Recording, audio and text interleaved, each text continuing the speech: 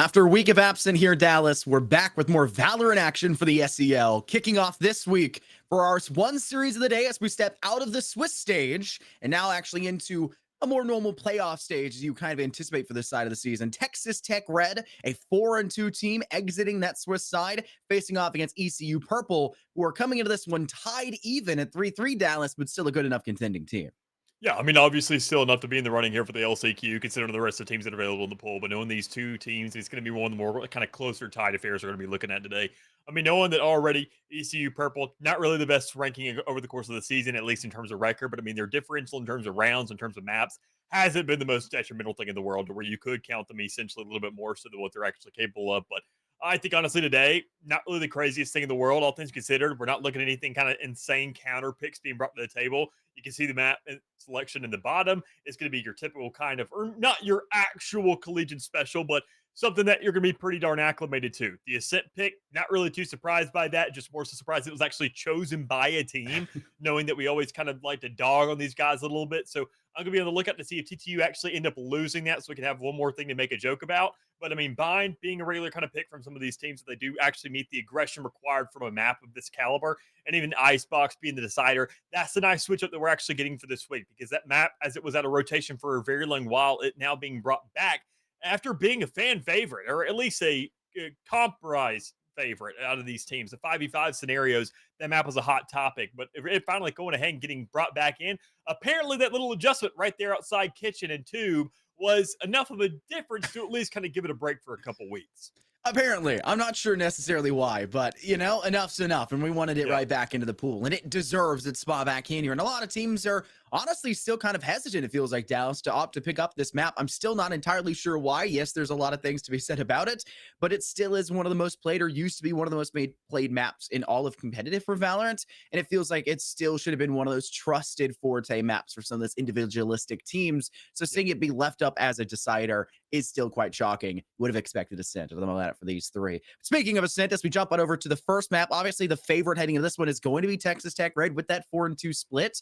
But both of these teams have had the same amount of reasonable success in terms of round differentials and round wins throughout that Swiss stage. It's like, 127 rounds versus 120 round wins throughout all of their games up to this point. It's a very slim margin. And considering that you're taking losses or taking wins with them still being that close, I anticipate this will probably still be a very close matchup. I don't think statistics are going to play a huge part of it, especially when we step into a map where statistics literally do not matter. Any team could beat any team. You could throw a team of high schoolers against a pro team and they'd shockingly put up 10 rounds, right? This is Ascent. This is how the map's going to go out. And I think it's going to be a close one.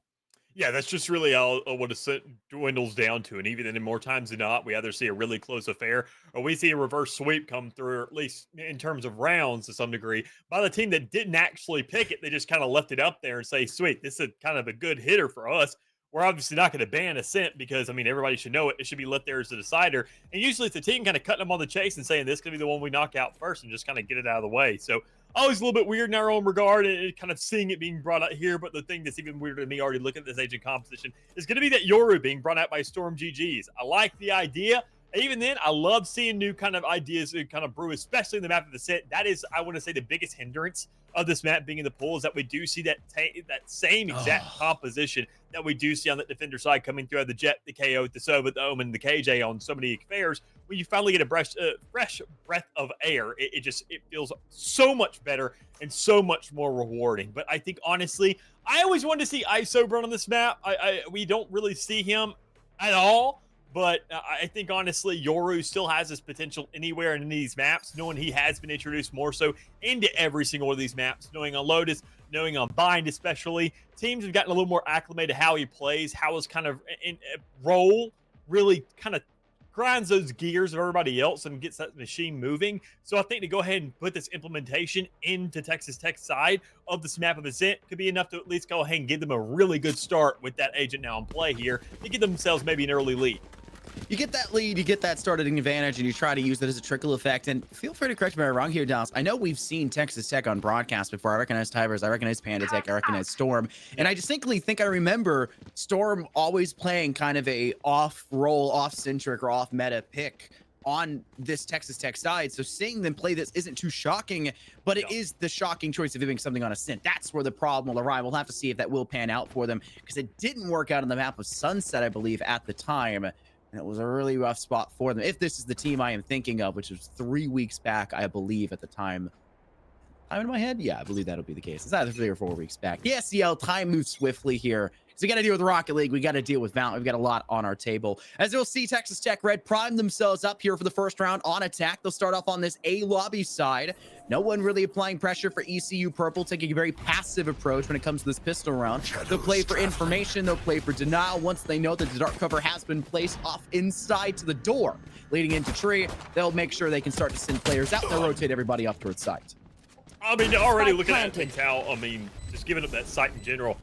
A very, very swift start, or better yet, just a very easy give up here by the likes of ECU. Just kind of let them take that site. No real contestation being made just yet. By the time you get that spike down, that's when the fight actually has to start going off. And at that point, Texas Tech, you can already see they have mowed the majority of these members because they know these entry points. You're not going to have no time for a flood to come through, but even then, it's still pistol round. Anything's doable. So that's why Wawa Things is doing Wawa Things. Able to go ahead and at least get 3 players off the field, make it a 1v2 with a full kit, at least to some degree, besides those Nando Swarm nades. You do have enough to work with here to at least get things off. But the surprising thing is, when you go for that defuse, you go ahead, you drop the gun oddly enough, but knowing the timer and how things were going to go, it was still going to be a very meddlesome affair regardless. Successful first round. That's all you can really ask for at the end of it. And really off the back of Tybers leading the team and leading the kill chart to get Texas Tech there at the end of the gate. ECU Purple, they rotated quite swiftly, but a lot of the pressure was on the back of Wawa Things, and that cannot be something that a Sentinel is really being relied on. In the pistol round, your role doesn't have a big responsibility, but you started off on the B site and you had to rotate, and you still were the player that picked up the most frags, and in fact, the only frags for the entirety of your team in that round. It's just a retake that needs to be a lot more impactful, especially in terms of positioning for where you swing. Just seems like there wasn't enough there for ECU Purple, and too much in rafters, and the step out of door just didn't really do anything for you. They do lose the first blood here as expected heading into round 2. Texas Tech at distance from top mid. Deal with a player extending a bit too far to no man's land in bottom mid, and ECU Purple haven't learned their lesson. They still left 2 players there. They still want to fight for intel information. I'm not exactly sure why they're opting to still hold this angle. I guess Storms is damaged, so you could argue they want this kill, but you're facing off against a Marshall in a round where a body shot will kill you. And even then, they've already gone ahead and swapped out the weapons as well. I mean, sure, the Outlaw's a little more expensive, but it's a ranged weapon. It's not going to have nearly as much retake value. So that's what you're looking for. Letting that player sit towards the back of the map, that low HP player able to have the kind of harder hitting gun. Let everybody with those kind of mid-range weapons like that Guardian, like that Bulldog, be in these kind of circumstances, these fights, so they can actually take a fair fight. Or better yet, win the one they already have an advantage in. So as you can see, Seth, with that Bulldog in hand, already closing out Aldrin towards that door side. Even then, more so just kind of holding things down, put these situations onto the ECU Purple players, where quite frankly, I don't know if you go for a retake in this situation. I mean, it's a 3v5. You have nothing but classics to play with. You can make things relatively expensive. You can look for this one right by the door, maybe close off Zep, but that's the only real target that's everybody else. It's going to roll right through you, and on top of it, you're going to go grab extra ult ticks off the back of it when you could have decided to probably just fall to the bomb anyway. Not finding any kill there is the worst possible scenario. Yes, you're giving ult ticks. That's going to be a problem that you decide to go into if you're opting to go for the retake there, or in any capacity jump in towards site. But where is the miscommunication in terms between Hyleni and Jay there, Dallas? I felt like one of them opted to say, hey, rafters, we'll just go for a kill. We'll poke somebody at range. And then the other one said, okay, Leroy Jenkins, let's dive on in just behind Jin and try to get a kill off towards Tybers, who had no problem dealing with that. Apparently not enough damage dealt by either of the 2 players that were, one of them in right click range for a classic, and the other one getting shots and hits off at distance with the left click with the classic as well. Yeah. It's, I don't know. I feel like ECU Purple just really acquiesced too much control there. They give away the pips, and Texas Tech are going to be reveling in that success. We see them go for an Odin off towards the B site, try to keep them back. We have not yet seen them push this B objective. So the expectation will be at this point in this round, or maybe even the next, there will be at least some sort of pressure from Texas Tech off towards that side. And the noticeably absent amount of noise and intel towards A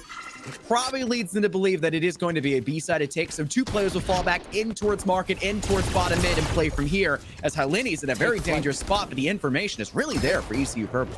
But even then, I mean, still just being inside of smoke, at least having an Odin, you're not really too concerned about anything. You're already just going ahead, spraying through regardless whether or not you see the target or don't see the target. So just going ahead and not having that vision honestly makes your job that much easier, because you know where the cutoff is. You know these players are going to have to swing through it, and even then, only the players have at least some level of entry that could bypass that. Seeing the shadow step, seeing that tailwind, and those are the only really things you have to work with. But everybody else, as you can see, just kind of went ahead and bit the bullet to get themselves on the side. It was 2 from the Jet, 1 from Helene, and even then you see these players still remaining and still just kind of doing their thing. Spraying stuff down, and sure you do find a singular kill and pick that Odin off, but you couldn't care less. You keep 2 players alive, you get yourself around the board, but not without a sacrifice. 2 players remaining is something that we don't really typically see too often here in this 3rd round. Not really the best circumstance here for ECU Purple to get their first on the board, but still it's going to be enough to carry things over and at least maybe have a solo B lockdown from that Soba if he does hold that correct angle and kind of play a little more aggressively just to alleviate that attention somewhere else.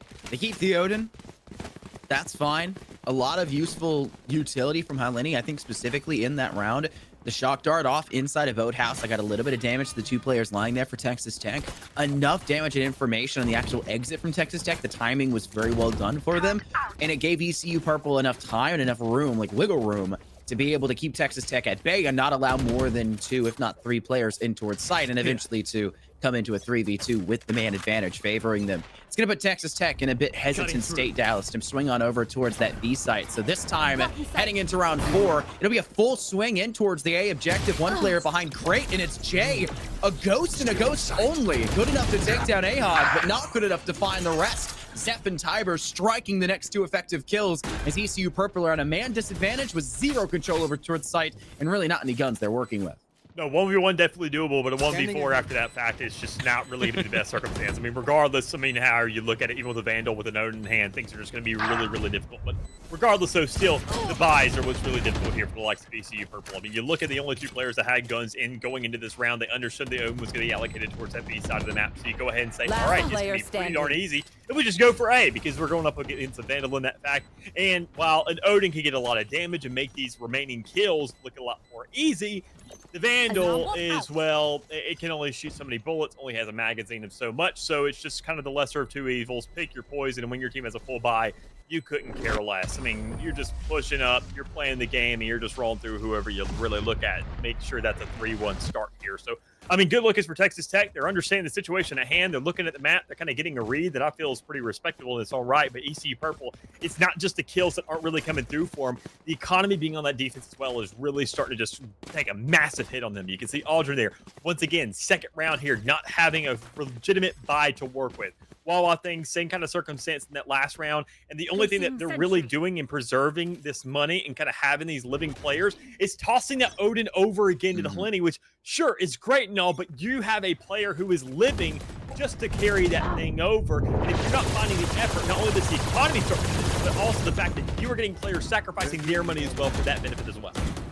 Recon bolt around the corner, but it is a first blood for ECU Purple as Wawa Things executes the Jet trying to swing in for Texas Tech Red. In comes a shock dart. There is a very important lockdown being utilized here for Texas Tech Red. And on the attempted execute inwards, which will be forced back because of the defensive lockdown being used in counterplay, you also lose another player on the execute, and you've got a flanking player of Aldrin, who's a little bit slow in the last few rounds to get action going. Stepping into this one, 2 kills effectively in through Link. Just Tiber is now remaining. Will it be a flawless round for ECU? No, it's not. It's 2 effective hits. Putting now a 1v3, which is much more manageable than the 1v5 we were just looking at. And you escape a 2v1 scenario where you are full flash at the beginning of that execute for them. With 0 damage taken against you, Dallas. Still 100 HP, still full armor afterwards. And you have the option to use your ultimate, use your From the Shadows and relocate off towards the A site. Left. They want to just go purely executing. It'll be an isolated 1v1. It's the guessing game now against the remaining players for ECU Purple. Wawa Thanks already down to 30 HP. And there goes the dark cover. That will sing out to Texas Tech Red, sing out to Tibers. This is, in fact, a play in towards the B side as Wawa moves in towards stairs, down to drop Tibers. Has to go for this plant. Are they sticking it? Yes, they are. Shots to go through. They're still paranoia. Thank you, Wawa. Get the kill. And ECU Purple will get up to 2.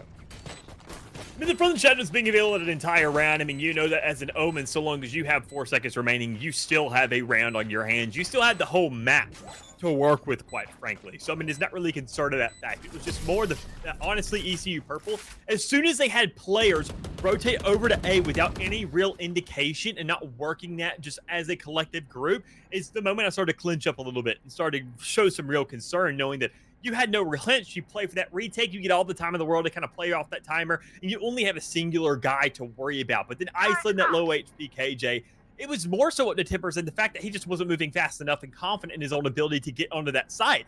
You speed that thing up, you get that plant down, you're only facing that KJ, but that paranoia leaves you just completely out in the open where you can't really do anything. And even then more so because you waited so long, the timer got to a point where you were required to hold it instead of just going ahead and taking those fights outright. So, I mean, it's a little bit of a fault from both sides, which ends up working out for ECU, which is the biggest thing for them because, well, they have been suffering for these rounds, but it's still fairly early. You can't really freak out over the result just yet because there's another round going. There's a dimensional drift on the field. There's a orbital VSAT letting you know where these guys are at. But the problem is they've only detected one. Storm is able to go ahead and maneuver the entire map inside of that form, but still better yet, just decides to clear the site and, well, just get out after. Ruda shockingly not seeing Panda Tank in the doorframe. Maybe a little bit of tunnel visioning in on the wrong side. Texas Tech now being given 2 free kills. One off towards Market, the other one off towards the B main exit, or entrance, I should say. And it's just the 2 players of Aldrin and Hilson just trying to step in. Or sorry, Hylini. And Hylini just can't get any space. And Aldrin, while good at least for one, and has been a consistent player for the side here, VCU Purple. That'll be all she wrote. No chance to get anything past that as Texas Tech rise to the occasion, get their 4th round win.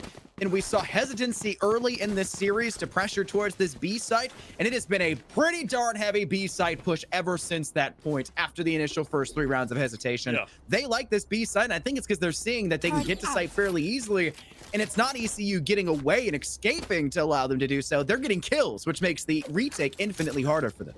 You can also look at the leaderboard to go ahead and kind of give you that idea, because you know the cage is going to be set up on that B site. That Odin hasn't really had the most impact in the game that we'd expected of the likes of a Sova would bring to the table. So if you can just overwhelm that top fragger, go ahead, 5v1 situation, knock him out. The rest of the team just kind of falls into place like a bunch of dominoes past that point, so you're not really concerned with the rest of the run and how it's going to fold out. It gives us a lot more expected from your team, and it really gives you that confidence boost. But the big thing that's going to go ahead and at least result in a confidence boost in a round like this, if it's out of ECU Purple, is going to be that Blade Storm. Already taken into place here, having to get somewhat of a result, but the only thing that is going to have a result already to start things off is going to be Aldrin. Going ahead, swinging up with that share of players, just going ahead, understanding that there is a push inevitable towards the site, and players are all over the place. The problem is you can't really find too much effect until Ruda gets there and has to go ahead and at least do what Jet things do. It's a great way to entry in for ECU Purple. And there's a second one. Hylini through the floorboards. Down goes the top frag in this series so far. And Texas Tech Red on Tybers. And ECU Purple have that man advantage, though arguably still not the best spot ever. As Steph isolating Rude on the exit off from Rafters does go down afterwards. And wow, Wawa things purely with a Sheriff. I was putting this player down as they didn't have the best weapon exiting out from door, but they just needed that soft arm in through door in the first place. Not a single one-dimensional execute on that retake. It's enough to force Texas Tech to separate their sight lines, to force them to look other ways, to fuel the pressure from multiple directions. And they can't collect themselves enough for the shots as ECU Purple move up now up to 3 round wins. We're starting to see a mold of a back-and-forth action game here, Dallas, of a win and a loss, a win and a loss, and a win and a loss. And the eco is starting to even out across these 2 teams. Yeah, even then, just not really the mold of the teams, but even in the tendencies. I'm looking at ECU Purple and how much money they really enjoy spending, and good God, do they love burning a hole in their pocket. I mean, you can already see that operator coming to display now, that Odin that I feel like I haven't really been all that impressed with. Now still having an effect inside this game, carrying it over again and again and again. And here it is being met with that operator, letting you know that, well, sometimes it may work on defense for that Sova, it doesn't work on the attacking side for an Omen. So already looking for some kind of presence, looking to see where these players really just kind of open themselves up and give something away. You want to make sure that the one thing you definitely don't do is play towards that B side. You weren't there fast enough to the cut towards the middle of the map to go ahead and circumnavigate that operator, and now you're moving right to the middle of the map where you see that once more that presence is still going to be there, but you got to be up catwalks so you answer it without encountering. Zeph's in a tough spot, has the ability to get out of here. There's not much pressure holding their exit away from here, but they want to kill.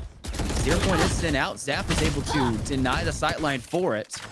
While getting some damage off the other way. It's not enough to get Aldrin even below 90 HP, let alone get the kill, forcing Storm now to refrag back all the way from Link. The danger's not out yet.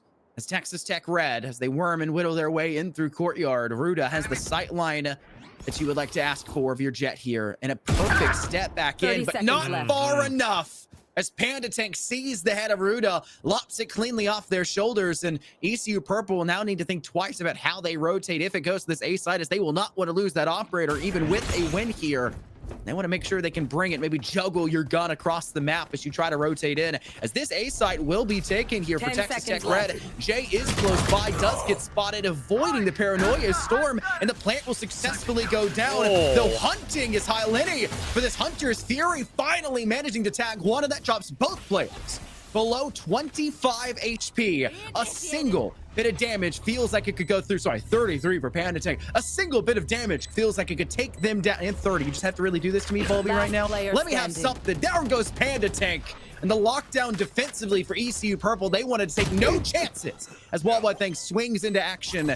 And you're not going to be able to make it back over there to market if you're trying to go for it. He really wanted that operator, and it's going to be a cost. You'll just have to fight. The wild thing to me, even then, I mean, already your Sova didn't even have to really have an influence in that fight and even come on to site. So long as you just play that Hunter's Fury a little bit earlier, go ahead and cut off the denial for the plant. You say he's planning inside generator. You can look at the minimap and get that assessment to know where that direction should go to find that denial. And your Omen never really has to expose themselves. It just gives that false insecurity to let you just kind of manipulate that, capitalize on it, and just close out an easy round with ever even throwing any of those guns out there into a whim. I mean, you lost a player, and even then more so you lost that operator, which could have been traded off when there was just really time on the board to let that happen. And even better yet, a player that didn't have to die out of that Yoru who could have just understood, all right, no plant. Also, better yet, no real money. But one thing you got is an ultimate now because of the effects that you've done so far, because of how much you've done. And you've already at least given some information for Hunter's Fury off the back of that. Able to manage one kill. Purely from there, the Stinger resulting in one as well. But, I mean, Hyleni now here with that Odin out in the open. If you're not hitting the shots through the wall, right there out in the open should be a much easier target to hit. Ooh. Ruda has the sideline. Panda Tank, down they go. And it's just Storm, and the question's going to be, where are they? They trade out the weapon for Aldrin. You see ECU Purple, yes, may have the 4 players to the single one, but Storm can pull off something crazy and at least try to help themselves out. They'll relocate backwards. Storm will have to think twice about how they re-engage through this doorway. Spike is on site. There's really not much you can do. You have to extend here. And Jay's got a very interesting angle sitting just inside of the window.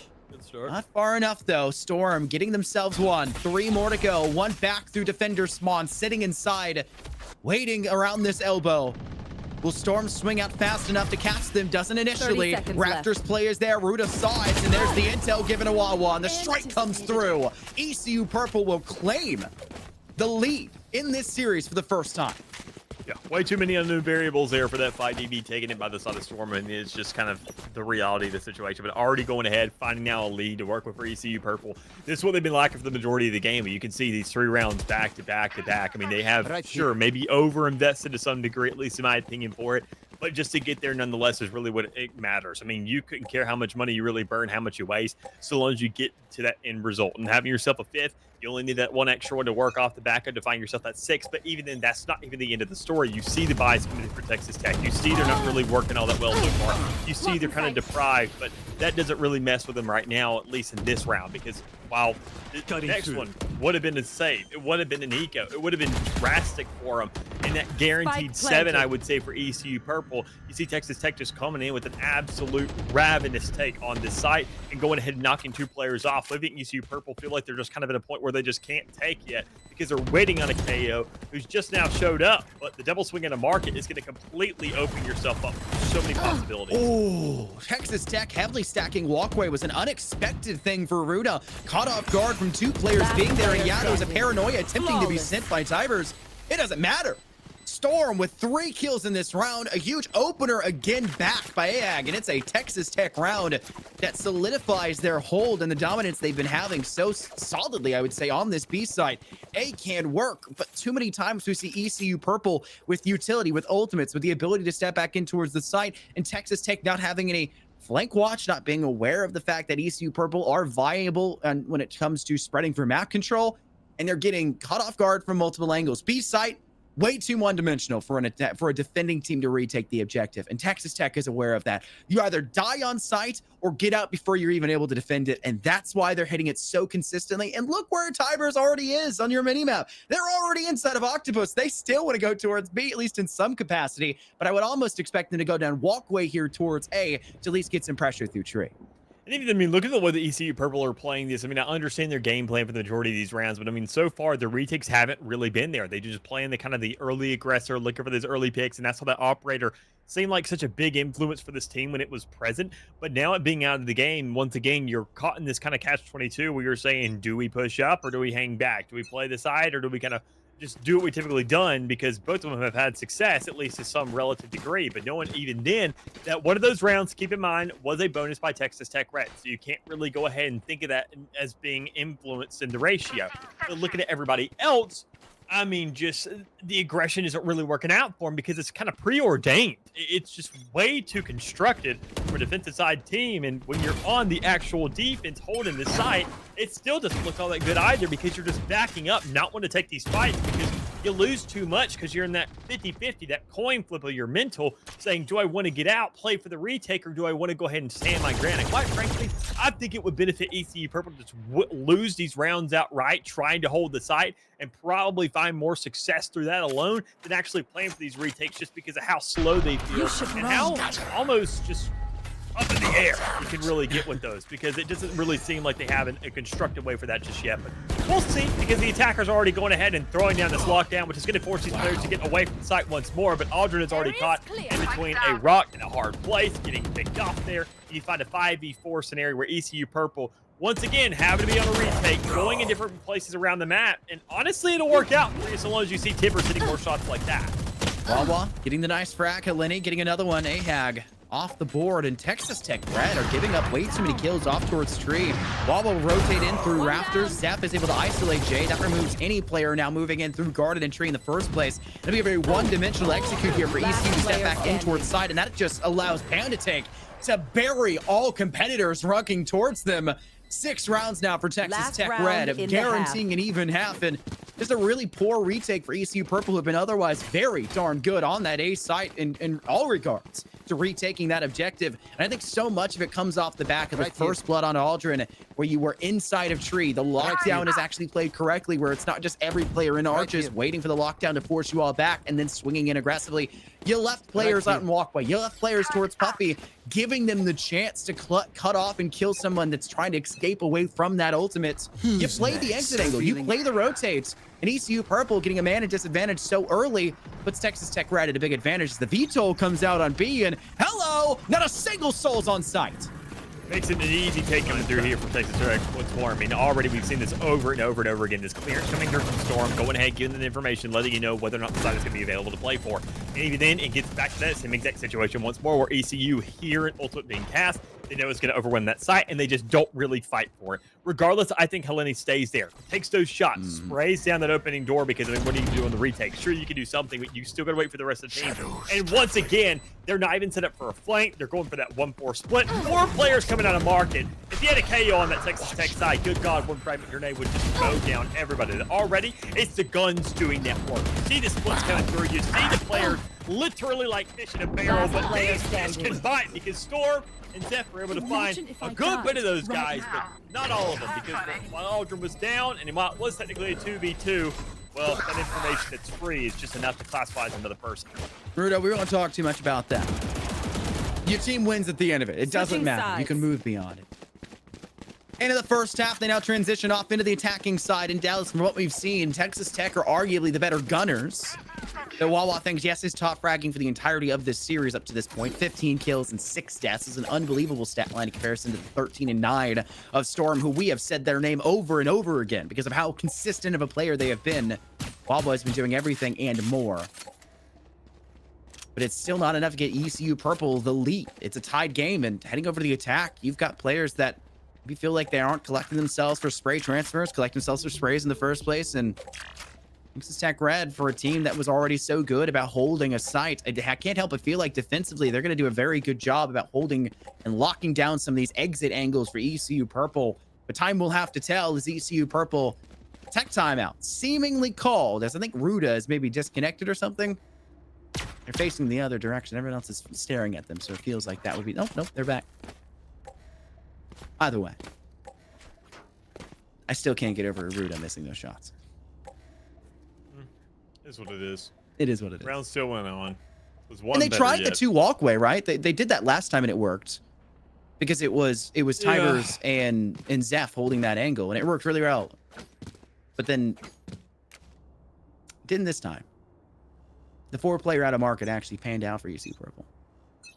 I mean, and that's one of those arguable moments where you can say that a KO would provide you something, where that Yoru, I mean, already is going to find those fragments, going to lock that thing down and find you something to work with. But I mean, Texas Tech, as we mentioned, looking like a little bit of the better fraggers, I would arguably say, knowing that they've been working with the Vandals, the Phantoms more rather than relying on the Operator, relying on the Odin, seeing these different guns that cost already we can see the ECU Purple, at least the pistol rounds, they are just going ahead and becoming something different. While sure, they didn't win that first initial one, they definitely got to go ahead and retaliate, especially knowing they put in all that work in that last half to make sure to kind of keep it in equilibrium, knowing that they were playing for the back end for the majority of it.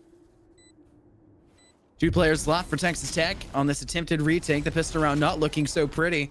Can't help but feel like so much of that off of Ruda's hyper aggressiveness. You said they're turning into something different. That's absolutely the case. 1 enemy remaining. The exit out from defender spawn doesn't pan out for AHAC, but Panda Tank, what in the world did we just witness? Where's the replay system when you need it? What the heck just happened for Panda Tank? That's a pistol round for you. But it's still not enough. ECU Purple thankfully have 1 player that's not stacked up on the exact same angle swinging the one lonesome individual. And it will net them a pistol round win. You don't care how many deaths you have, you just care you win at the end of that one. And they'll head into the second round of this second half, fully stacked up. And it looks like a B-sided push was almost guaranteed. They're going to rotate that spike. I think they'll take Courtyard. I think they'll move in through Puppy, and I think they'll go into A side instead. Yeah, I mean, it really just, with the guns in hand, who knows? You got the world as your oyster. I mean, just seeing how you can really play this thing out, how aggressive you can get somewhere. I mean, just kind of understanding what guns you got to work with and just kind of playing off those angles. I mean, you do see that default rollout once more. You see where these players are going, trying to get that information, see where these default allocations are going to be sitting at. But already, I mean, you can see AHAC just sitting right here towards tree. Make it timing extremely unfortunately. I mean, already, once again, paranoia coming right through. You know, players up towards top. You heard the drop. You know, the 2 are there towards the back. And even then, the last 2 are probably somewhere completely different because you got to get a default on that defense. So already, that spike going down, a 5v3 situation. I could definitely expect this to maybe be a flawless. It really comes down to whether or not you had that last remaining player of that Sheriff in Storm's hands to maybe kind of get some work done here. But when you're the one retaking from heaven, the unexpected angle of the 2, and especially knowing a smoke's going to be there, that element of surprise isn't going to last too long. Considering that, okay, we know that things are going to drop. 1 enemy Shots going remaining. forward. Good headshot damage for Aldrin, but you don't need to do too much. ECU Purple with the remainder of the frags needed to pick things up. 4 players up. That's 4 weapons, Bulldog and 3 Spectres. It's going to be something Texas Tech Red are maybe going to not be so happy with heading into this next round. This one should be a B-sided take. They have to talk things through here, Dallas. If they try to go in through walkway again, they're going to run into the problem of a direct sightline in through garden. They need proper utility to clear that. And ECU Purple have that utility when they're on the defense, and Texas Tech don't. So it is a reasonable assumption saying that they don't have a KO, they don't have information. That's going to make that A site the weakest objective for them, not having the 0 point, not having any suppressed, not having that early bit of information, and not having that fragment, most importantly, on the defensive side in through garden or tree. And yet we don't see anyone moving in from tree. 5 players are inside A lobby. What are they doing? Well, they're following an hour drone. It's a game of Rainbow Six Siege. Follow your drones, folks. And they're swinging into sight now. Everyone's coming in hot and heavy as Texas Tech Red are just letting them go through this and get a play for the retake.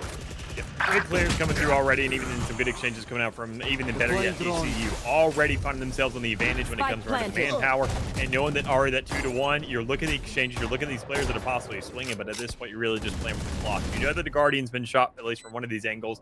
That gives you the information that you know that probably not take these longer angles and the whole thing's close. And even then, like in those fights, exactly like that. Just if you do it a little bit earlier, work off those numbers, go 1 for 1, that makes these rounds that much more doable, because once you let Texas Tech actually go ahead and take the fight on their own terms, that's when they can set things up. Because, I mean, while we saw it on the attacking side on a multitude of occasions, here on the defense, I mean, I think it's going to surmount the retakes be that much more better because their attacks seem that more flushed out. So far, ECU Purple right off the get-go, their defaults have seemed fine, but their clearances seem kind of equal to that, knowing that Texas Tech has also been resorting to the same exact kind of thing I would say ECU did by just kind of giving up these sites. But you do see more of a standard kind of, you know, 1 to 4 or 3 to 2, and you see the retake kind of coming in a lot more quick because they understand that well, the spike is going to be ticking no matter what, so long as it takes us time to get to that site.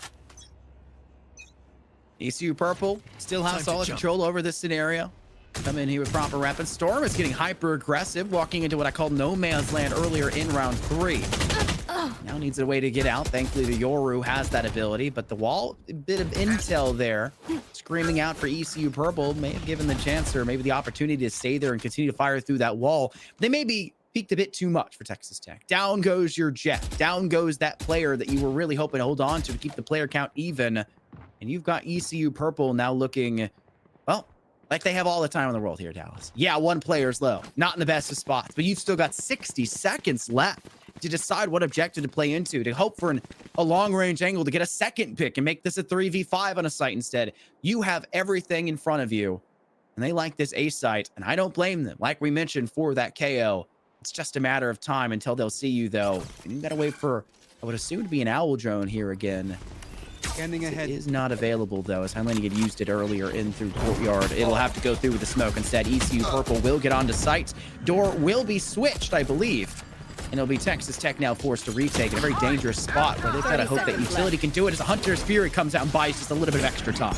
I mean, that's all you're looking for here. Just playing the clock, see what you can do. Make sure you get that spike down because we're still thinking it's 20 seconds. And that's now a player who is off the fights and now on the spike. And already it's still going ahead and not even really mattering considering those remaining 3 players are mowing through everybody on the side of Texas Tech. I mean, one by one they fall, and even then you see this lead possibly being going ahead and accumulating up to a secondary. I mean, revealing area. Already it's just success after success after success. And once again, this Odin that does have a lot of prowess towards that B side when you spray through that wall, whenever you're swinging with it, it just doesn't look all that good. It's a very much a stationary weapon. Just go ahead, spray things down, and anything past that, well, it's not the best, but it's still feasible. In a 1v4 situation like that, it's more improbable than impossible. Panda Tank opening up the possibility for Texas Tech to get back into that round. And still, the inability to keep them off of site, the inability to not allow them to send out all of that util, because we're seeing ECU Purple fall into the final 30, 45 seconds of a round before they want to engage. If you could buy yourself 15 seconds more, maybe 20 seconds more, this hero point with the fragment in through an archway, you're pretty much guaranteeing that the rest of the team can rotate in and you can play for a total stall or a total hold out the gates of these sites. Lacking that, having the complete inability to do that, it's looking disastrous defensively, though they go for an aggressive swing. Storm does get a first blood here. They're looking maybe for a possible flash up and around the bend out through the dark cover. They didn't like the option, though, to say. I think the audio cue of a player jumping just kind of forces them back further. And ECU Purple, they don't like the B side either. Too many unknowns. There's 3 players stacked up there, though they only know about 2. They'll try to test their odds, maybe through courtyard, maybe through market, as they have left their player of Zeph inside of B main to kind of wait things out. Sorry, Wawa inside B main to wait things out. I mean, slow and steady the rounds go, considering we're seeing it. I mean, the back and forth kind of affair that we're used to on Ascent. For Texas Tech to be choosing this map, I will go ahead and say, I mean, it just doesn't seem like they're overwhelmingly the team to be choosing Ascent against anybody, quite frankly. Once again, I think it should be left up as a decider because they just haven't really impressed me in the hugest regard, but you do see AHAG able to go ahead and find that secondary, possibly creating a catalyst here for this sort of round to come underway. But doing even then, I mean, looking at the rest of the team, seeing the way you're swinging these things, and even then, once again, going through that gateway that you've seen now a player die to, thinking that he's not going to push that thing out, thinking he's not going to hold it, is just insane in its own right. Texas Tech, they still don't have all the weapons in the world, but they do have to find a way, regardless, to get themselves onto the site and take it once more. And with those weapons available at the door, obviously that's the easiest loot of your life. Go ahead, take that angle from the door, pick things up, and just find yourself a dimensional juice to niche out every single player where you can just shoot at your guy. It doesn't matter. You see the 2 right there, you know they're both that skinny. You go ahead, pop the thing, rip it off, and then find yourself around. It's a defuse, it's a close one, but regardless, it's a win from Texas Tech where they didn't really spend all the real money off the back of it. It's a crazy impressive round to put yourself back into contention, especially when the beginning stages of the first half was a back and forth game. You're starting to see that kind of follow through again. All 3 players highly scares me, Dallas, swinging out of tree when we had so many issues for ECU Purple defensively of just being one-dimensional on retakes out through rafters. You're looking at Texas Tech Red, who are apparently thriving in scenarios where we would arguably say they would be at a disadvantage. So much comes off the back of that VTOL, though, and the ultimate, and you can't press the X key every single round. Well, you probably can, but it's not going to do anything almost every single round. It's only going to go when you have that ultimate up, and that's going to be a problem for Storm. And then a little bit slower in terms of getting kills in comparison to what they had in that first half, as they were the second best player on their team. First player, sorry, on their team. Second best player in this map. Trying to get those ultimates charged up. Storm will get 0-pointed. Has to clear that. Players moving in. A Blade Storm up close and personal. ECU Purple has so much control over that space, and while Ruda doesn't get a kill here, they still have the chance to go above and beyond, as you don't see the player behind you. Zeph is just squarely beneath. That's a kill in return, and Jay has to make up the wiggle room. 2 to Jay, as Wawa thinks strikes for one more. A 3v2 on site. Zeph, Last player apparently standing. not having been cleared, steals away a kill, but Jay gets their third of this round. It's one player alone of Storm, and you've got two fairly low HP individuals for ECU. Guarantee you're below 10 HP here if you're Jay. You've already gotten 3 kills, asking for a 4th, maybe greedy. But Storm knows this, and a single wallbang could be your undoing as you're heading into the final few moments. It's red time, ticking forward. And they wait for their perfect view till to come up. They'll extend into the back of Boathouse. This is an easy cleanup kill. Finally, has to play smart here. Other side of Radiant crates. And this is a perfect game of do-si-do. Storm has to touch it. And it's their time. 3 kills for Storm, matching the maker of Jay. And a huge round coming out for Texas Tech Red off the back of Storm's recovery. It's just at that point, man, I mean, where you got to play a little bit of the aggressor, go ahead and smoke things off, make sure to set up the site just as if there were 5 players remaining, because, I mean, once again, you're going to see Storm slip through the cracks with the full kit available to them. The decoy, the gate crash, both of the flashes available. I mean, everything is there to set up a play, especially when you hit that full HP and your gun. That is your entire arsenal. You haven't had a chance to really showcase anything in this round, and that's your moment to shine. And in 1v2, especially considering the kind of effort he's already been putting in. I mean, sitting at 17 and 14 before that specific fight, you're expecting him to at least win it. So, I mean, already, I mean, expected result there from ECU to get themselves on the side. But Texas Tech, that retake, I mean, I got to say, it was just not a one-man army, but pretty darn close, knowing that was the biggest thing that mattered. But speaking of one man, it's already off the board. That is going to be your Jet. Just kind of going ahead, biting dust, but that wasn't the player that had the ultimates. It's the other 4 that really start to matter, and thankfully that's why you run this double initiator on this map more times than not, because that KO playing that pseudo duelist role can flash in their own selves, can frag off angles, and they can create these opportunities just like a Jet. It's a little bit further back. Wawa things has teammates behind them for ECU Purple to swing forward. They're lacking their Jets, something that has been a problem for a lot of teams when it comes to engaging. With so much utility being the active point of denial here for Texas Tech Red, for players moving into the B side, start to be a little bit more wary of the possibility of them swinging off towards this side as the KJ falls a little bit further back. Spike is nowhere near with the team. There's a cutoff being held here. Storm, will they be able to get this? It's a freebie! Hyleni almost gets the gun out, but that's Spike lost. You've got to send someone there, and I don't know if ECU Purple have the facilities to do so. You got the from the shadows. You have to ult here. Spike planted. And it's good enough to save it, but Storm is still on the flank. It doesn't solve the inherent problem. Storm is still being allowed to be fed. 21 kills now to their name, and it's just getting worse for ECU Purple, as this half started strong, but it's ending demonstrably. Flawless round for Texas Tech Red.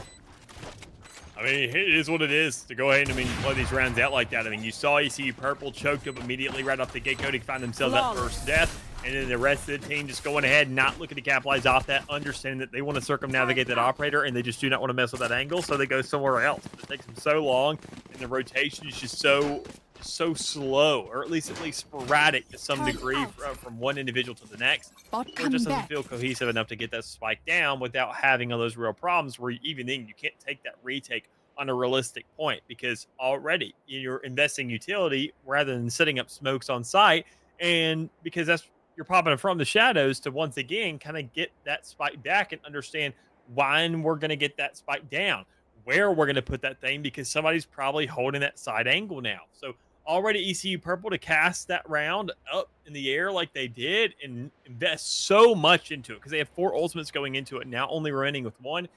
This timeout makes just perfect sense, because you got to recollect yourself after something like that, understanding that that round should have been a guarantor. Losing out here and giving double digits to Texas Tech Red.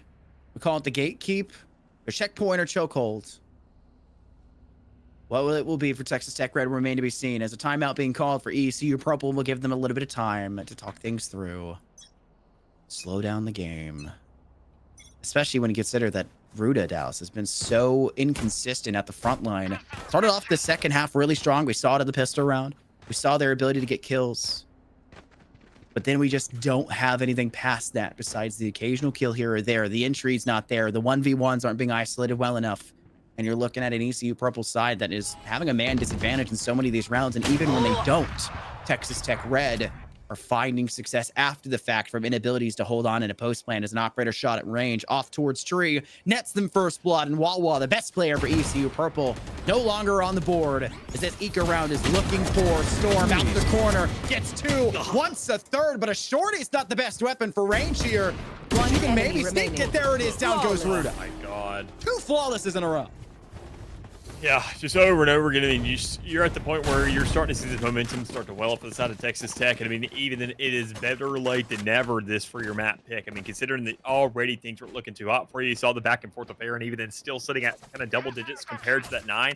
It's not the biggest deal in the world here for ECU Purple. They can still pull off this upset, but Texas Tech having those 2 flawlesses in a row, it's just the fact that they will have money for the rest of the game no matter what. I mean, considering that even if this does go into overtime, obviously you consider the full kits that are available for you every single instance. But knowing that just over and over and over again, the ECU Purple, they're just kind of drowning in their own attacking side of the map. So they just can't find these gaps opening up for them. They can't get the opportunities to really get the necessary kills they need. And even then, they're finding maybe first bloods every here and there, but they can't really follow up on that site and exert that same amount of aggression on the post plant to kind of capitalize and catch some of these guys off. Every player here for ECU Purple will escape out towards Link. And I'm not really sure why Courtyard has been such a heavy point of emphasis for ECU Purple in these last 2 rounds. Texas Tech Red have had the range. They've had an operator. They've managed to get some early pickups, like we've mentioned so many times, being a problem for ECU Purple. And they're still teeking into these areas of just, I guess, struggling. Still no first bloods, though. And that's where you really want to be if you're ECU Purple. Don't give them the advantage so leniently, as they'll send 2 players quickly out of market. They almost lined up for a 2 for Hag, but it's barely not enough. 2 apiece now for both rosters, as 3 players will cascade in towards site for ECU Purple, and the 3 remaining for Texas Tech Red will have plenty of time to step out of this dark cover, set up one of their own, and use the VTOL for information. Here comes Storms. 2 players in the back of Boathouse. The refrag here. Jay goes down, and Storm even gets 1 more in the back with the shorty. It's Texas Tech Red now at match point for our first game. Storm has found so many kills in this game so far that it feels like at least in every other round there's a dimensional drift available just ready to rock. And the problem is because it's relatively cheap considering for this player, knowing the deaths that are going on, knowing the DPSs that are available for this team, knowing the flawlesses that have been there. It is just over and over and over again. You're giving these orbital VSATs to these guys, letting them know exactly where they are. And you get the free flashes off the back of it to where they're just not going to be affected by it. You throw them, especially when you're cornering yourself on this site. There's just not much you can really do there. It's like holding hell over on A site. It's the same thing as Boathouse on B. While it does have a wall bangable element towards that right half of the map, over on B, it's just kind of the same exact situation, even though it just may be laid out a little bit differently. It is fish in a barrel. It's easy kills to surmount. And if you don't take those fights on your terms, like I said, ECU Purple needs to do in these post plants, they're letting these fights come to them. They're letting Texas Tech set things up, and they obviously have a much better idea of how to do that.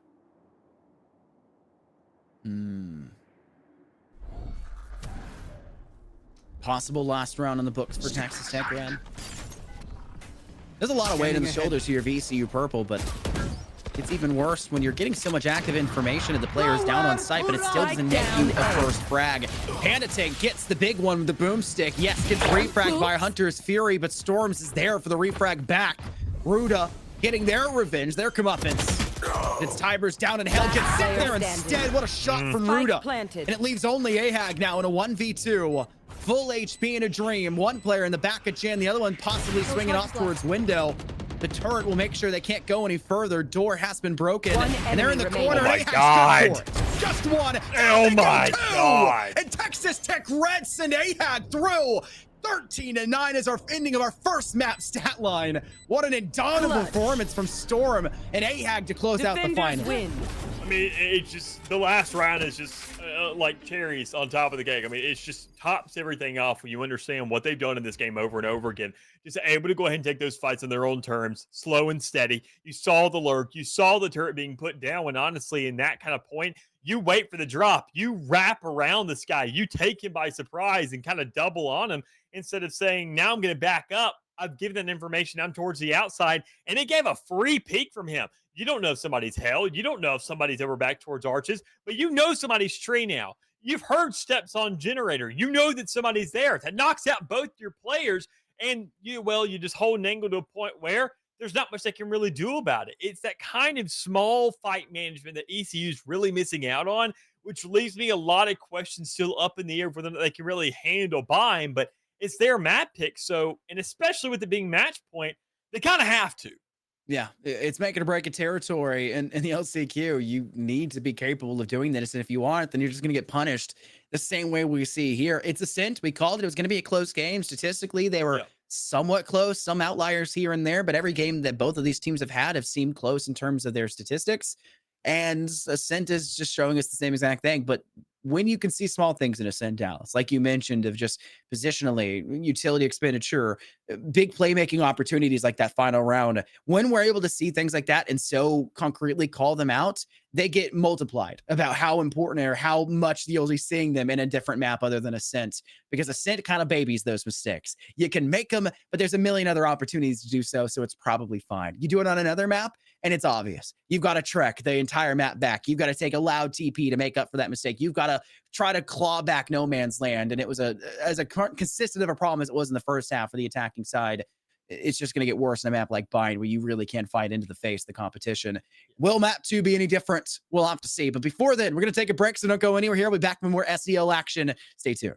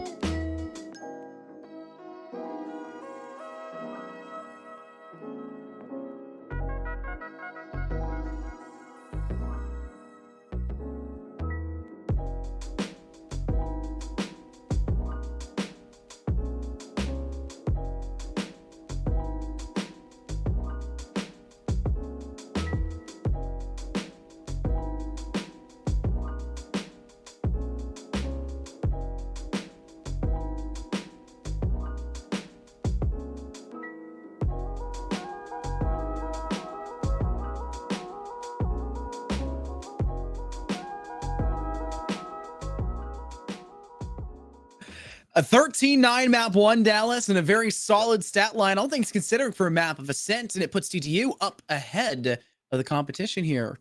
TTU, TTR, because Texas Tech Red, doesn't really matter at the end of the day. They win, and now they've got a chance to close this out in a 2-0 series as we now move over to our second map of Bind. A quicker one, regardless of the result. At least hope. And that's as much as we can hope for. Considering Bind, knowing this map is a lot faster, it makes sense that Texas Tech, even then after that last map, I genuinely think that they have a reasonable shot here, knowing that they're probably going to run relatively the same comp. You swap off the KJ for a Cypher, you swap out the Jet for a Raze, you swap out the KO for, I don't know, a Brimstone, and swap up that Sova for maybe a Sky or something. And then it's basically the same thing. I mean, relatively familiar roles. I mean, the Yoru already coming into play there, and Storm being that top fragger that last game. I mean, everything just kind of lines up for these guys. They just make it a swift 2-0. But ECU making it a close affair. This is their map pick, so maybe they could bring something onto the table that's going to kind of shock us to some degree. But consider what we've seen over the course of the season, what we've asked out of teams, I want to say, I don't really expect too much. I'm just expecting to play the same old game, and honestly, just play it a little bit better, especially if it's your home territory.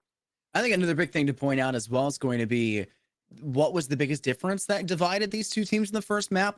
We highlighted a lot of the mistakes and poor positioning and counterplays and things like that. But the biggest one was Storm, right? That's what it came down to. That's where we saw the comeback be made from TCU. Can Storm repeat the successes they brought forward in map 1 and do the same thing on map 2? Because this is the same player I've been thinking of in a highlight at the beginning of this series that we were talking about that became a problem come map 3, where they were still playing the Yoru, still wanting to lock in this Asian.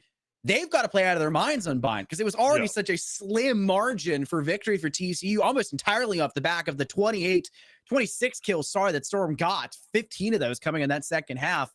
You've got to pray they can pull off the same level of prowess here on map 2 of Bind, which is, you said what, it's ECU's map pick, right? So they're obviously comfortable here. They like the idea that they want to play this map, and you really have to make sure they can't sit pretty on it, because otherwise you're heading over to Icebox, and Icebox is really no man's land right now. You have no idea how that map's going to pan out. Yeah, and knowing that, I mean, obviously Icebox, I want to say it's a little bit more kind of there towards the middle ground. Every team should know it to some degree, knowing the kind of the history of it. But I mean, that was like, what, a year and a half ago at this point? So we're dealing with completely different rosters. The teams don't have that same level of synergy. They don't really know kind of what's going on to the same caliber. It really just comes down to, all right, how are we playing this out? How is this going to work? And even better yet, what kind of adjustments can be made off the fly here in Bind? Because this will be that litmus test of making these adjustments. If honestly we can see ECU pull that out and just kind of be ready for anything that's coming their way and make sure that just on the fly they can just kind of make sure to shift their attention somewhere else. And a quick map like Bind on the defense, where you got to take those legitimate rotations compared to the attacking side that can take those TPs, Icebox should be nothing but a piece of cake for you. Back into the action we go. A Storm does, in fact, play the Yoru, so that just pretty much solidifies in my mind that this is, in fact, the same player that I was highlighting previously. There is a Gecko being brought in for Aldrin. That's not too shocking, considering the map of Bind. But the Asian selection, I'm just happy to see very different things. It's not a mirror matchup. It's not the same exact scenario. No Viper for Texas Tech Red means that there's no Poison Cloud. There is no Toxic Strain. And the most importantly, maybe, no Viper's Pit, which will make your attacking side a little bit more difficult, I would say, to solidify a plant down, whether it's an exit out from showers or in through a short on the A site in the first place, and to make defending that B side a lot harder as well, not having the option for the Viper's Pit inside of Octagon. ECU Purple, they get all that and more, and the Gecko adds a whole lot of icing, or you call it, what, cherries on top of the cake. Is apparently going for a bit more of a floral design for your cakes at this point in time. It's going to be very interesting to see if Alden is able to step up to the plate like they did halfway through that first map on Ascent, where they started to feel themselves, pick up some kills, be much more influential with utility, and hopefully elevate this team to the next level, as they're going to have to do so and put themselves in even footing as they go for a pretty aggressive stance here for Texas Tech Red. In through showers, 3 players out the door, and they're going to have 1 ready to TP if necessary. A very aggressive pistol round start, and there's the cam to let you know about everything that's being brought to the table. Wawa's dead. It's a hog with a kill. Yeah, good early aggression already coming out to this team. I mean, making sure to go ahead and find something. Go ahead, lap around and understand that shower control, you're working for that thing early. That's going to be a fight you're going to have to line up for every single round. But going ahead and start to navigate those players now, so completely collapsing and sandwiching them on this site. It's like where ECU has nothing to do but just fight these outright in windows, and they are just not doing that so far.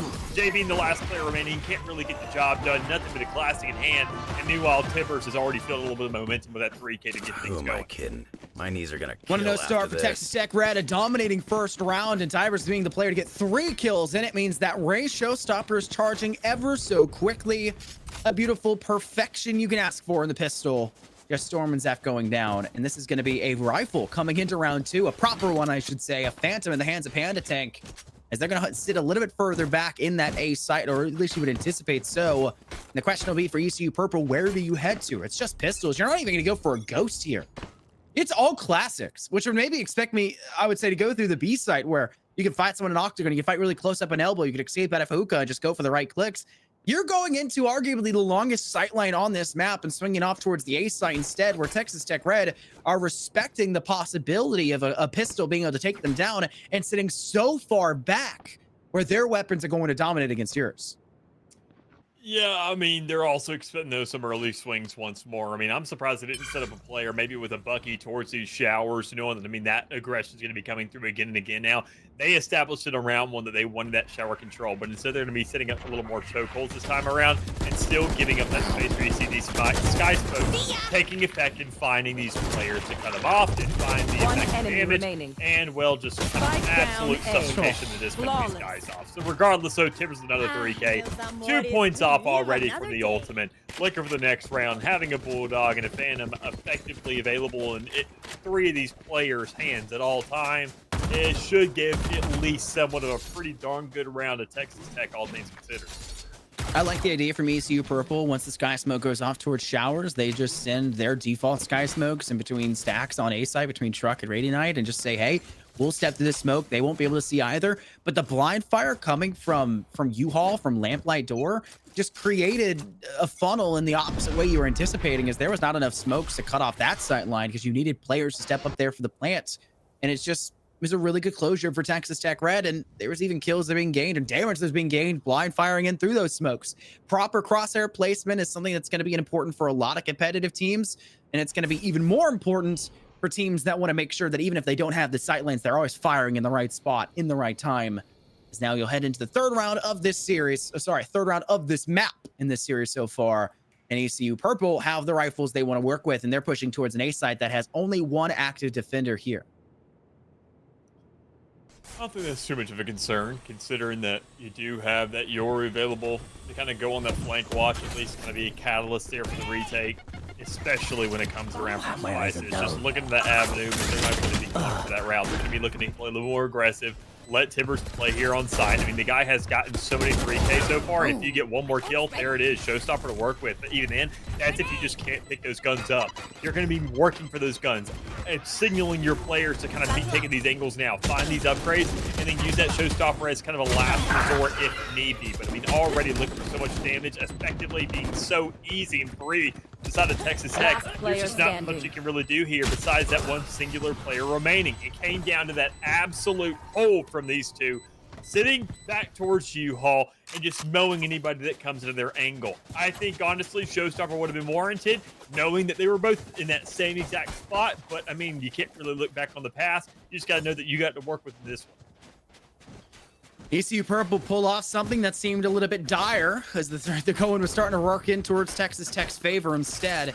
And Tybers, already having 8 kills, was still not enough to elevate the team to the next level to get that 3-0 start and break that stereotypical mold of Valorant, which is seemingly falling away more and more in recent memory, even in the SEL. I'm gonna have to play a little bit smarter here. Texas Tech Red, 1 player in Octagon. Storm could swing this pretty wildly. Jay is close by, and how's the assistance from the Rays behind? That's a visual of a player being spotted as a sheriff rings out into the distance. Is that a bait and switch to give Storm the idea that they can go for this? They know the player's back behind Cubby. They could opt to swing this again, but you've got another one stepping up to the plate. Aldrin's now into this. Everyone in ECU Purple goes, they've seen 1. Now they'll see 2, and hopefully they'll see 3 as well quickly afterwards. I love how they're still just getting these fights. They're looking again and again and again, and knowing that, well, it's Storm who's there.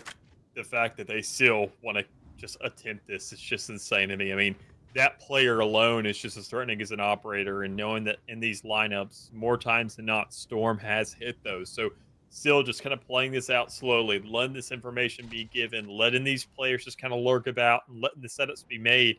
It really comes down to what is Highlander going to do over towards showers.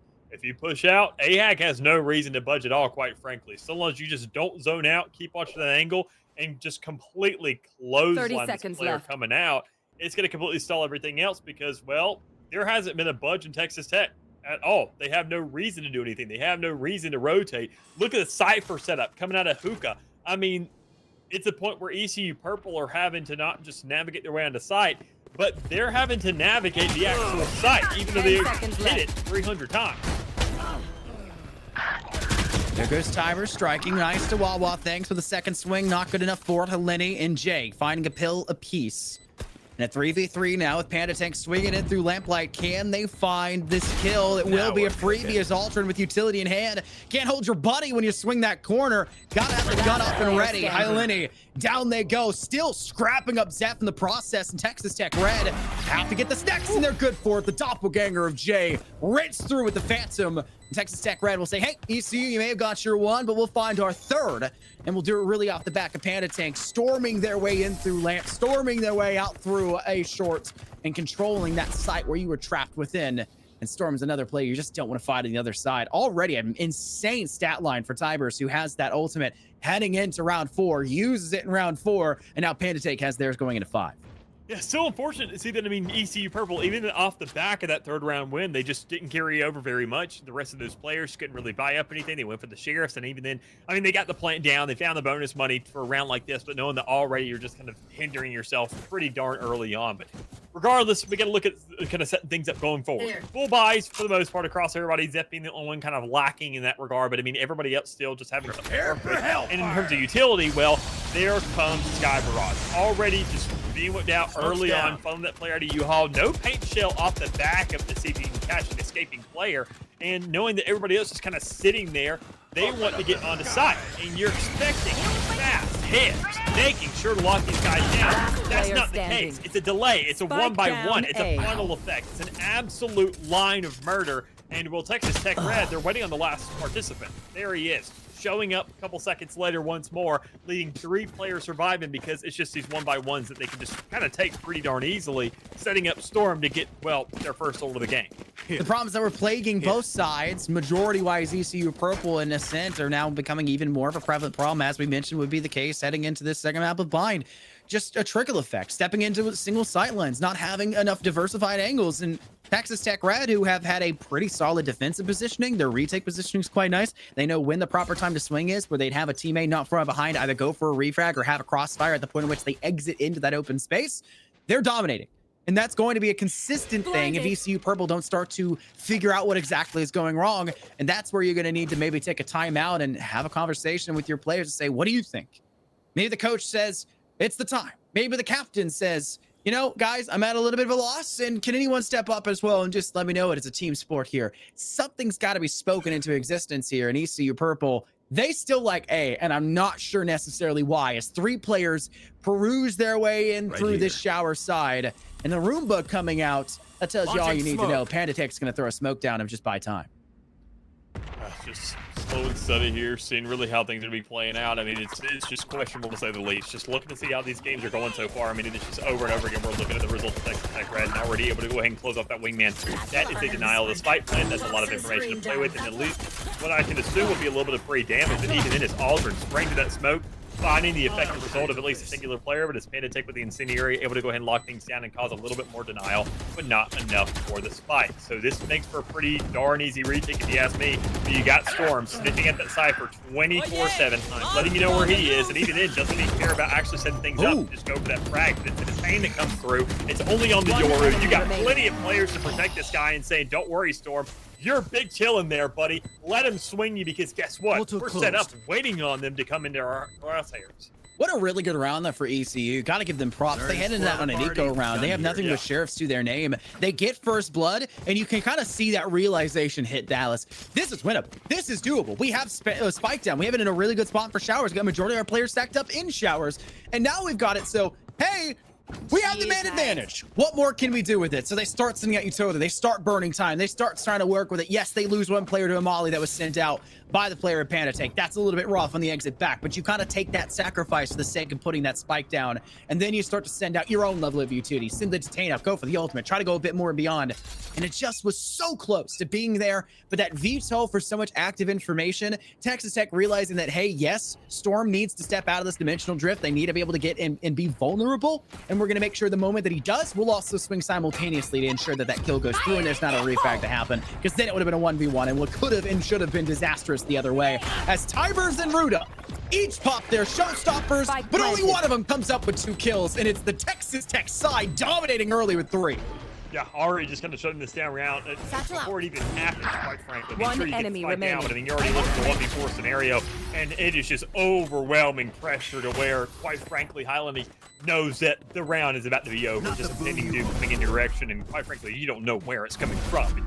It's going to happen, and you're going to have to take it. But looking at the way Texas Tech has been playing this so far, I mean, I'm a little concerned about what that attacking side's going to look like, considering Zep hasn't really stepped up and found a kill yet. But I mean, that's not a big deal. I mean, I couldn't care less, honestly, on my team. You're spending the majority of the game rotating. They're hitting this A site over and over and over again. You're supposed to excel off your setups, and they're never running into your setups. That makes sense. So you're a Cypher just raw dogging everything for a retake, and, well, I mean, let's be real, that's not a Cypher. That's not what you're supposed to do. And, well, unless you're the best fragger on the team, that's not going to happen. We've already seen that. It's probably Storm the way that you've got these effective kills over and over and over again, showing up in the spotlight once more, saying, let me find an early 2. Down goes Storm, though, refragged back after getting there too. But it's enough of a positive advantage that you're happy and content with the result. Zeph, you highlighted not having any kills. Really feels like Kevin from Home Alone. Everyone's off on the A side, and then they go, hey, did we forget anything? I don't think so. And Kevin walks out of the door, says, hey, guys, where's my family? That's what Zeph feels like. They have had no real contestant on this B side, and the one time they did, yeah, they go down. It's whatever. Everyone else is stepping up to the plate. They're fulfilling their role. They're doing their responsibility here. And it's putting Texas Tech Red into the spot where they just don't have to be concerned with the B side. And honestly, the ability to have a total ignorance on that B side is the best possible thing. It just says, hey, they're gonna hit A, and when they do, we've got players there for it. As Viper's pick goes down and Panda Tank was not caught out, that is it gone instantaneously. There is no Viper diff if there's no Viper to have to deal with. Oh my god, that sucks. We're just amazing.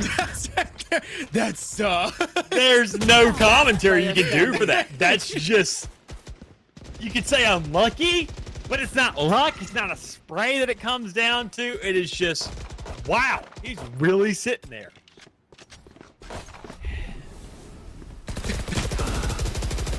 That moments where you said the F word twice on broadcast the other week. Surely I get my redemptions, right? Huh? I would have used it then. What? I would have been like that. That sucks. Are there like vouchers that I don't know about? Yeah, you gotta. I've been holding mine for seasons, Dallas. I've been doing the Rocket League side. I've been holding them in. I get a ticket every season. I have at least one then. You got one. I'll make it count. Save it for the finals at LAN. Oh yeah. Oh yeah. When all the sponsors are there. Just open up the broadcast with it too. Open up the broadcast and they go, what the is up, y'all? Nah, speak with everybody. Y'all get plenty of that share with me off cam, trust. But regardless, though, I mean, look at the Texas Tech, though, not really having to take this time out. Obviously, consider they're sitting at 7-1 in this game so far. Only round won by ECU Purple was that third round where you saw a bonus coming through for Texas Tech, and even then it was a very close affair where you saw 2 remaining players, a showstopper that could have honestly just changed the course of the game there. That it was popped in that instant, but just opted not to be used in general, which I really can't blame considering the fragility of Texas Tech and how much they believe in themselves. The confidence is warranted, but ECU Purple, it's just a game of them trying to dig themselves out of a hole, or better yet, out of their own grave, because this isn't just a map. This isn't just a series now. This is the last map that could call quits for your entire season, with this being the LCQ, because you got to keep on going. There is no losses available. Even then, a map can just spell the entirety of this thing being over with. So look at the 2 ultimates you got to play with. It's a Neural Theft. It's in Sky Barrage. That could be nice, but where could you take it? Well, looks like the B site this time. This has been pretty empty over the course of the game, and they have gone for a couple areas here and there where they want to go towards the outer long section, but Stormers just met them there time after time, and even then, even towards the inner area, it has been Storm once again, as we saw in those couple rounds earlier, meeting 2, and once again, replicating exactly that, but not having another player to trade it out this time. Speaking into existence now, it's like you can see almost 2 seconds ahead. It's like you just know Storm's going to be there. It's such a consistent thing. Down B. No, I know you're not. It's such a consistent thing for Storm. It's egregious. ECU Purple cannot allow this to continue. And yeah, Storm hasn't been as big of a fragger as they were on the map of Ascent, especially in that second half, being able to get to 26 at the end. But my goodness, are they still being so consistent that ECU just don't have an answer for, and they have to be that kind of unknown variable. It's just Lenny now, just trying to buy time. You can essentially think of this as a timeout. 32 damage on top. Cybers makes it expensive, and Zeph will join in after. Like, Zeph, get your one, buddy. I'm there's please. the answer. They got it's two. The 100 Thieves Classic. That's your curse, baby. What about the Sentinel bundle?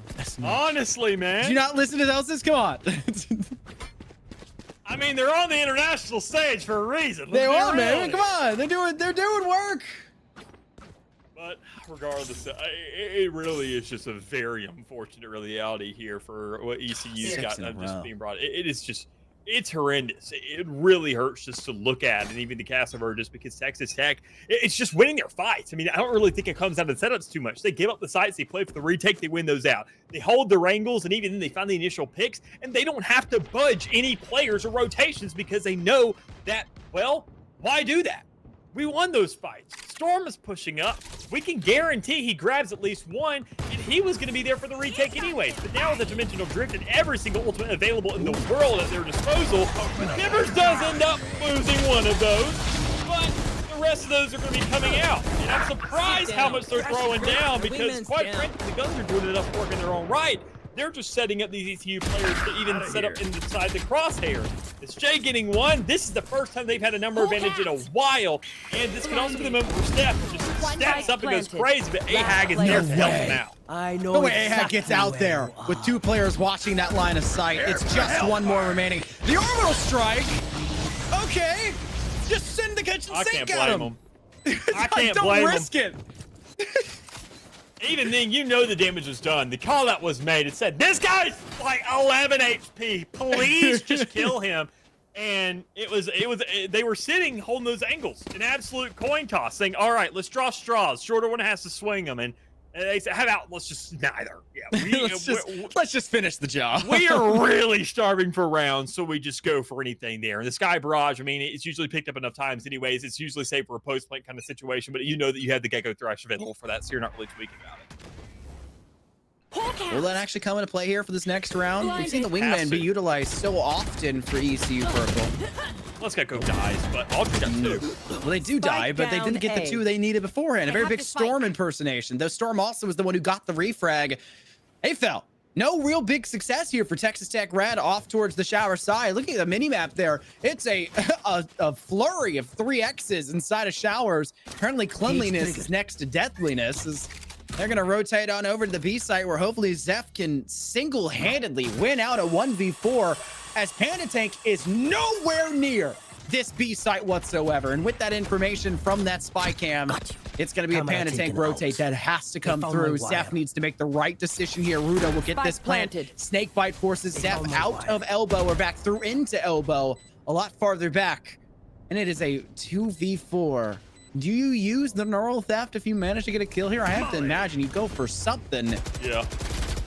But you got to get a kill first and foremost, and that's going to be the option. The bad thing here, the skeleton in your closet, because not even Panda Tank can get themselves out of there as mollies and everything. Keep them back. Zeph good for 1, but couldn't get close enough to make anything of it.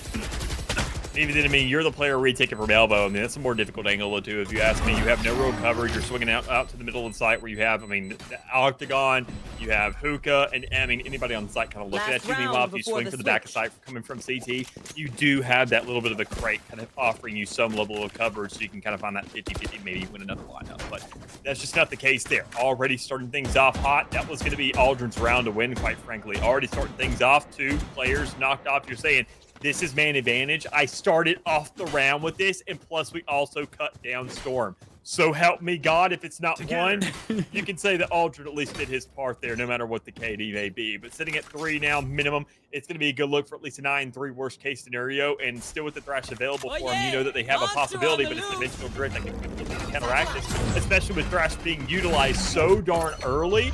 Sure, it can be picked up again, but you've got to rush to go get to it. And Panda Tank is just there playing the coverage.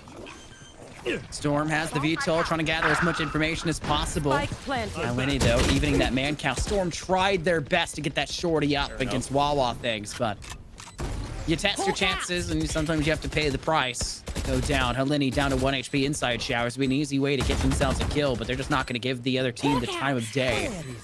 Zayhack has to swing for this one. No one really giving them back. That neural theft that was saved in the round prior comes in. Slid a sludge on the face. What can you do? Well, it's up to Tybers to isolate Wawa things, and now it's up to, well, a good close and secure. As the snake bite does deal with a great assistance from Aldrin with the volley on the ground. Just deal with the player on it, but there's still plenty of time for a defuse, and it's a 9-3 half. You got to pray a curse comes forward here for ECU Purple as they rotate to defense. Even then, I mean, those curses always start off with by locking these players out and finding yourself enough off the pistols. And well, we'll see what we saw in that last pistol. It's a little rough, but I mean, still being on the defense now, things are different. You do have that Gecko to work with. You do have that wingman to play for the defusal, so you do have an extra member on hand at all times to really play this out.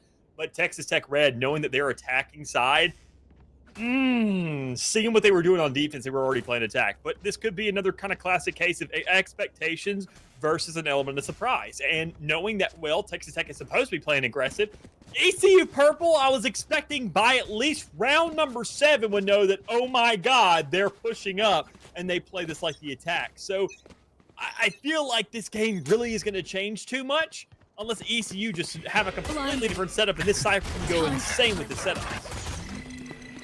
There goes the Tiger around the corner. You send out the Hound. You hope to at least bite something at the end of it, but there's nothing in there in showers. Texas Tech Red into the action, and they managed to get themselves a nice one for Lenny off the board. Aldrin, though, with a refrag, and Ruda even with a piece of their own before falling. It's Tybers having to get both of them to get the avenging kills. That gives them the man advantage on top of it. 3v2 is ECU Purple left with Jay. Trying to work in through Lamp. And they get some intel. That's Tybers up on bench. You know it, but there's not anything you can do off of that. And Jay knows they're trapped. Just continue to poke them here for information. Continue to keep them busy because you don't want it to last too long. Wawa things round the corner. They knew the players in bench, but what can you do here as they send out the water gun? I love that pistol skin, but it's not going to do enough. Zeph steps in solid to the start of the second half and says, hey, it took me 7 rounds to get a single kill. I can get one right at the start of the second half. Don't mind me.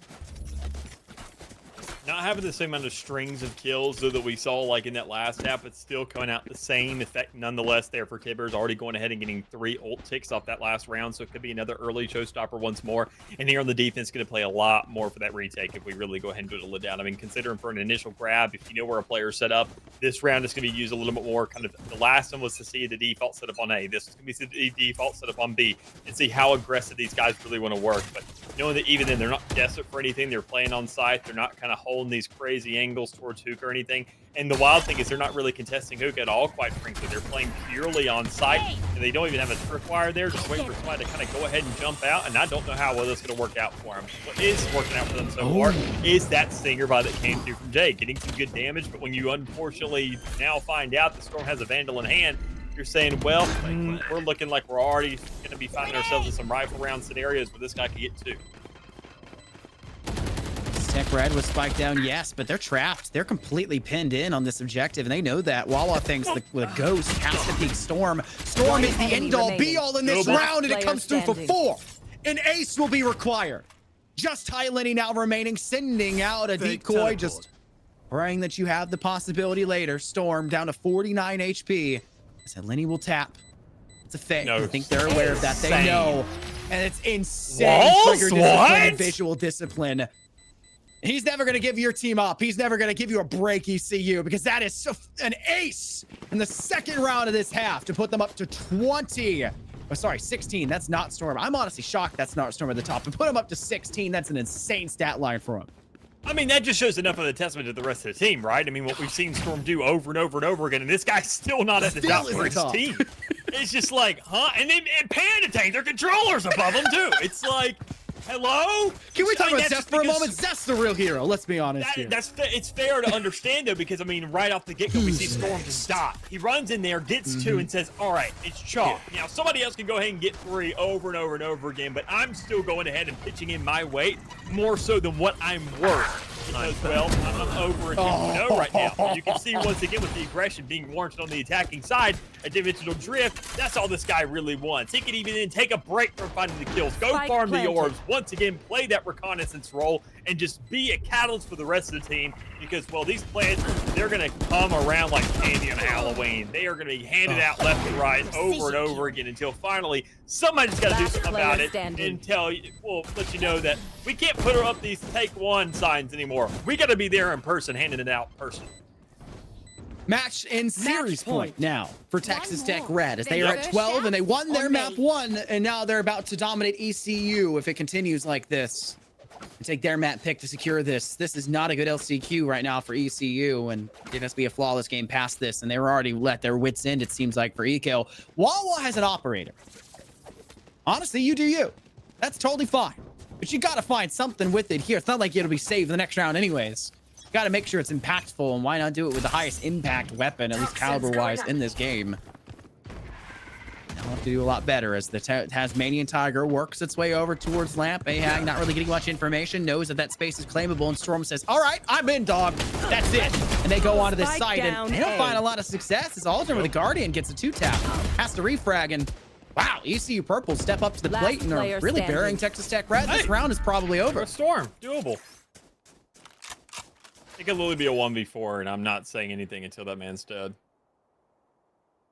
I mean, acing a couple rounds ago.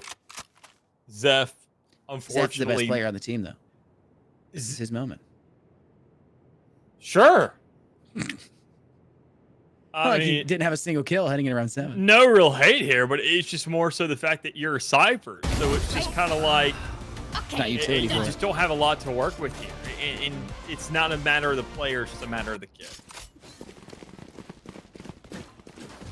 Especially on the attacking side, it's just, it's unlucky, really.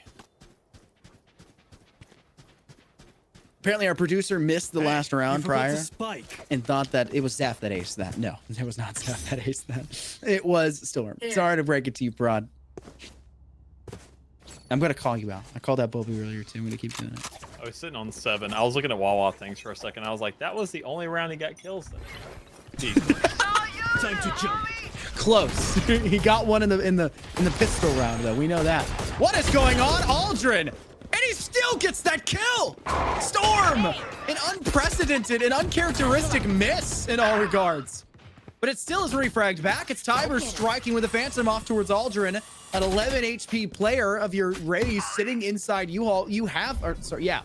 You have a no scout to be able to use the regrowth to get them back up. Is that something that you opted to avoid? Instead going for that Gecko and the Viper instead of the Yoru and the Sky we see in for Texas Tech's roster. That means you don't really have the chance to keep them alive. This is going to be a pretty disadvantageous swing coming out here for the race. Who really even stepped over the plate as it is going to be a absolute dismantling of Wawa things when they miss the operator shot and pay the price because Zeph gets their doppelganger. The best part about this, you get the neural theft, you get the showstopper just to let you know that, hey, yeah, that neural theft is letting you know that you can't use that showstopper because nobody's pushing us and everybody's on the opposite side of the map. Oh no. That's unreal. And look at these two players trapped in defender spawn. Oh, could have been the chance for Zeph, but Tibers as well. Falling victim to Jay and Helene, respectively. 3 HP for both players. And Last player standing. goes one, and the second will follow suit. Who else but Attackers Panda win. Tank to secure the final 2? The second top fragger for the team for Texas Tech in that map. And you had to ask for a really darn good series for ECU in that one, knowing that any round differential on an ascent map is doubled nearly when it comes to a second map on any other map, and it was tripled in this stance. This is just an ECU map that didn't look like an ECU map, and Texas Tech is just, they knew what they were doing, and they're an exceptional roster, and they're going to continue to show people here in the SEO that they are as they move on. I think it's even more so effective. Another one of those cases where you look at the map pool and you just kind of look at the initial bans to see what's available. A lot of teams like to get those specialist maps out of the way. And if you're definitely kind of one of those better teams that just knows how to frag and knows how to play these traditional comms, you're not really tweaking about that too much. If somebody bans something like Lotus, you're going to ban something like maybe Fracture or Split if it's in the rotation. And then you're going to leave it to the Ascents, to Divine, to the Icebox, to the Lotus, to the Havens when it's around, saying this map is just like it's second nature. There's not really too much strats behind it. It's just playing the composition, understand the synergy between my team, the way we like to rotate, the way they like to rotate, and just kind of knowing how the game plays. And we saw already starting things off with Ascent where everything feels like it's an even ground for both sides. We saw Texas Tech pull that one out pretty darn close. A little bit sketchy for, it being their pick, but Bind, whenever you speed that thing up, and as I said, when you don't really change the composition, you look at it once more. Timber's doing the same exact thing on a different role, obviously, but we do see Storm just replicating exactly that. Panda being an absolute menace, going over that Brimstone, playing a little more aggressive, but that's what that agent offers for the team. Still being a controller, just not really as effective and tricky as Omen, but still effective on this map of Bind, much more so than what we saw out of the other. So, I mean, it's a little unfortunate to look at, especially seeing the score standing, seeing that this was going to be ECU's pick. But if we went to Icebox, I just don't know if anything really changes, as a matter of fact. I mean, sure, things would slow down. The rounds would be kind of slower over and over and over again, and just kind of seeing a lot more respect between these two squads, but that's just how the map goes. Bind was expected to be fast, so when you win that first map, and that's going to be your second, you better be ready to rumble. Otherwise, that momentum from that first map, and even then, considering how fast it may be to get into that map, you're already warm. You're just looking to heat up. And honestly, I never really saw too much overheating out of TTU, so I'm expecting they've probably been used to this scenario before. Yeah, you said it. I don't think Icebox is going to be different. I agree. Icebox, you called it at the beginning of the series. It tends to be a 5v5 kind of Russian, right? It tends to be just pure gunfights, a lot of utility dumpage. The moment utility starts to dissipate, or it actually starts to get underway, it's just gunfights through smokes, gunfights through toxic screens, gunfights through closed-in spaces and closed sight lines. And I'm sorry to break it to you, I saw no inclination that Texas Tech Redbird team that we're going to let those go the other way. They dominated you on map 1 with really good play. The only really chance you guys had for ECU, which we have the back of one man. You could argue the same thing for Texas Tech with Storm, but it still was a team that was playing exceptionally well. And then they said, okay, we had one man in map 1. You want to cope and say that's why you lost? We'll send 3 your way. We'll send 4. Throw Zeph into the mix. They carried that B side defensively. No one even wanted to take that map or that objective for him on that defensive side. They picked it twice entirely on their attack. Otherwise, it was purely A. It's just got to be a team effort. And they said, we're a team and we can gun. And that's a team that's going to be very scary moving on here. To bigger and better things here in the SEL as we're getting closer and closer to the finals points. And it's going to be a really, really fun time here to us. I'm unbelievably excited for it. But that's it for us this week for the SEL. Come back next week. We'll have Rocket League action. I believe it'll be TJ and I in the booth for that one for broadcast. We'll be back here again with the important one for Valorant on Thursday with me and Nick back into the booth. Stay tuned for more from the SEL and check our socials.